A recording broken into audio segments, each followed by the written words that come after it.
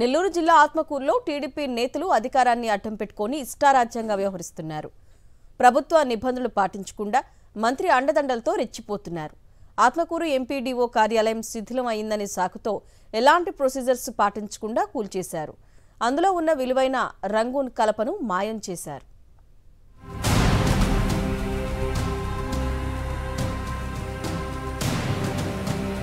పురాతన కట్టడాలను ఆయా ప్రాంతాల్లో స్మారక చిహ్నాలుగా ఉంచడం పరిపాటి.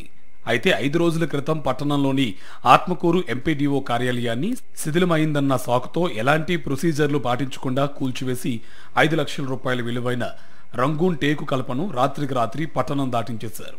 మంత్రి ఆనం అండదండలతో టీడీపీ నాయకులు ఈ కార్యక్రమం పూర్తి చేశారేమోనని ప్రజలు అనుమానం వ్యక్తం చేస్తున్నారు. ప్రభుత్వ భవనాలు శిథిలమైతే వాటికి మరమ్మతులు చేయాలన్నా తొలగించాలన్నా సంబంధిత ఇంజనీరింగ్ విభాగం వారు ఎస్టిమేషన్ వేసి జిల్లా ఉన్నతాధికారులకు పంపి వారి ఆమోదం మేరకు తొలగించాల్సి వస్తే పేపర్లో ప్రకటించడం, టెండర్లు నిర్వహించడం చేయాలి. కూల్చివేసే భవనాల్లో విలువైన టేకు లేదా కొయ్యి పరికరాలు ఉంటే వాటిని సంబంధిత ఏఈ ఆధ్వర్యంలో భద్రపరచాలి. వాటిని అమ్మాలన్నా ఎస్టిమేషన్లు వేసి ఉన్నతాధికారుల ఆదేశాలతో వేలం నిర్వహించాలి. ఇదంతా ఓ ప్రొసీజర్.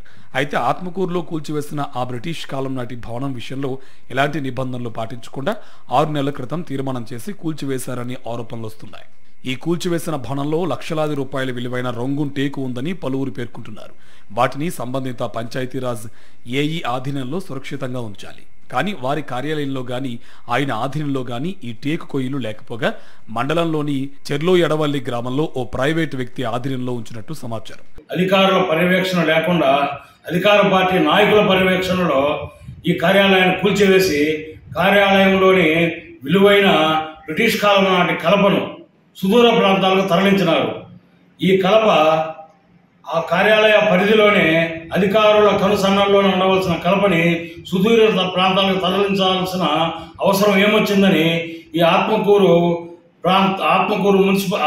నియోజకవర్గ అధికారులను మేము పత్రికా సమావేశం ద్వారా ప్రశ్నిస్తున్నాము. అసలు ఎంత కలప వచ్చింది పరిశీలించేందుకు భవనం తొలగించే క్రమంలో సంబంధిత ఏఈ పర్యవేక్షించలేదని సమాచారం. కాగా ఈ విషయమై పంచాయతీరాజ్ డిఈఈ ఏఈలను ఫోన్లో సంప్రదించేందుకు ప్రయత్నించినా అందుబాటులోకి రాలేదు.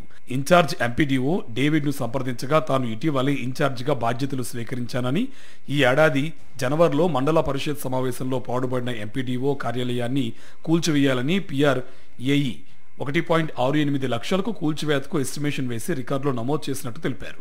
భవనంలో వచ్చిన పాత కలపను సేకరించి ఏఈ ఆధ్వర్యంలో భద్రపరచాలని, దాన్ని వేలం వేస్తే 1.96 లక్షల రూపాయలు విలువ తగ్గకుండా వేయవచ్చని ఏఈ తెలిపినట్టు ఇన్ఛార్జ్ ఎంపీడీఓ వివరించారు.